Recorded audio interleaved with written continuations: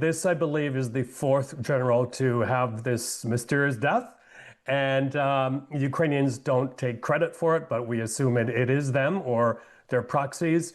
And this is exactly that. This is bringing the war to the doorsteps of the Russians right in central Moscow. Similarly, Carol, they recently used one of those so-called Sea Baby drones to strike a ship which belongs to the Russian Shadow Fleet that carries sanctioned oil in the Mediterranean Sea. That is very bold. No one knows how the heck they got that drone into international waters there. But they're also trying to send out the message, and so they should, that you are not safe from us wherever you are in the world. And they are striking right at the heart as well of the money-making machine that funds this Russian attack on Ukraine. Now, we've been staying across what President Trump was announcing in his news conference tonight. He was also asked about the ongoing negotiations to try to end the war in Ukraine. And he said that despite hatred between the leaders of Russia and Ukraine, the talks are going well. The talks are going along. And I say that, there's tremendous hatred between these two leaders. Between President Putin, President Zelensky, tremendous hatred. And I hope we can get it done. We are talking. Talks are going okay. Well, before that news conference, the president of Ukraine, Volodymyr Zelensky, had said that the peace talks are very close to a real result. This followed the negotiations in Miami over the weekend. And we also heard today about the killing of a Russian general in Moscow, which Kremlin investigators suspect is the work of Ukraine. Let's talk to Michael Bociurkiw, who's a senior fellow at the Atlantic Council. Good evening to you, Michael. Hi, Carol. Good to be with you. Really good to have you with us. Let me ask you, first of all, about those negotiations, the talks. I think it's now a week since we were told that the negotiations were closer to reaching a breakthrough than ever. We've then had President Trump tonight saying that they're going along. What are you hearing about where these negotiations have got to? Sure. Well, I almost feel like I should be careful what I'm saying because I'm in Canada at the moment and we are kind of like Greenland in the crosshairs of Mr. Trump. But having got that out of the way, let's be candid here. And I think these talks are turning into a bit of a circus. You have the Russians speaking to the Americans separately, the Ukrainians speaking to the Americans separately. But at the end of the day, Carol, our understanding is that to this team around Donald Trump, and let's be clear, it's basically him, Steve Witkoff, and a couple of other trusted deputies. The whole national security structure seems to be frozen out of this. But to them, borders matter a lot less than the business. And if you look at my world briefing today, I have two stories there together. One is about how the Trump circle vultures are circling around Gaza, trying to make a fast buck from reconstruction there. Similarly, they're looking at Ukraine, thinking, how can we profit off a peace deal where the United States and their tight circle gets rights to mineral deals? They're talking about a special economic zone, the Zaporizhzhia nuclear power plant. I feel really, really sorry for Mr. Zelensky and the Ukrainians for having to put up with this.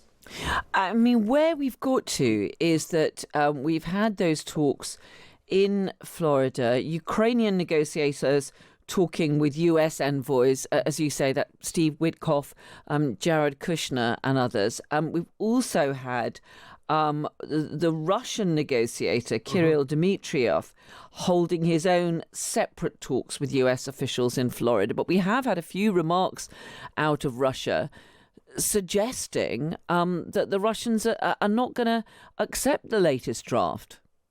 Yeah, they've made that very clear that they won't accept it. They're going to stick to their maximist demands, including the big one, of course, is holding on to the territory they've already conquered, at least temporarily, but also they want parts of two oblasts that they don't even control. Plus, they want Ukraine not to pursue its NATO bid.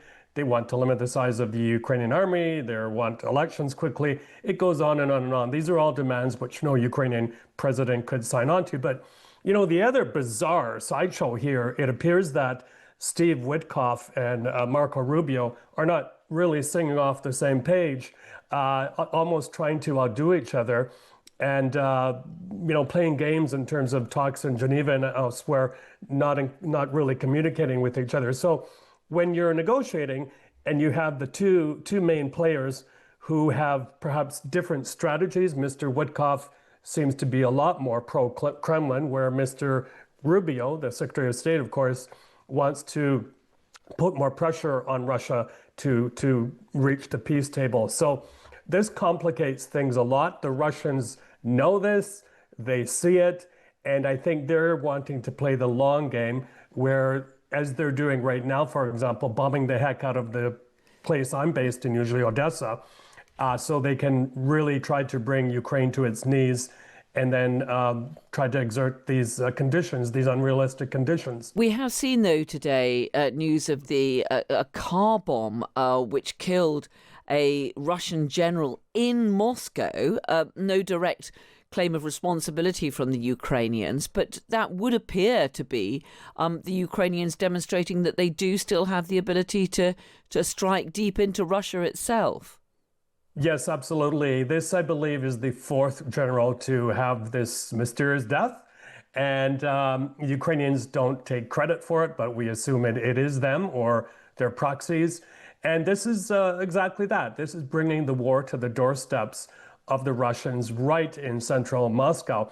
Similarly, Carol, they recently used one of those so-called Sea Baby drones to strike a ship which belongs to the Russian Shadow Fleet that carries sanctioned oil in the Mediterranean Sea. That is very bold. No one knows how the heck they got that drone into international waters there. But they're also trying to send out the message, and so they should, that you are not safe from us wherever you are in the world. And they are striking right at the heart as well of the money-making machine that funds this Russian attack on Ukraine. Michael Bociurkiw, senior fellow at the Atlantic Council. Great to have you with us. Thank you very much indeed. Thank you.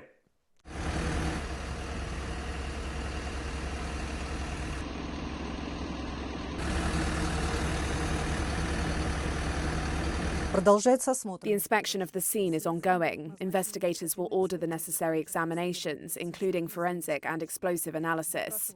Eyewitnesses are being questioned and security camera footage is being reviewed. Various versions of the killing are being examined, one of which involves the possibility of Ukrainian intelligence services in organising the crime.